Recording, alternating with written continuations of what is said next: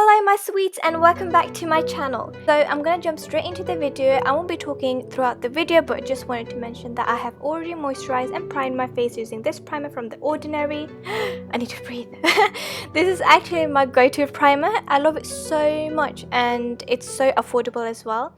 I usually prime my face 10 minutes before applying the foundation, which is from The Ordinary as well.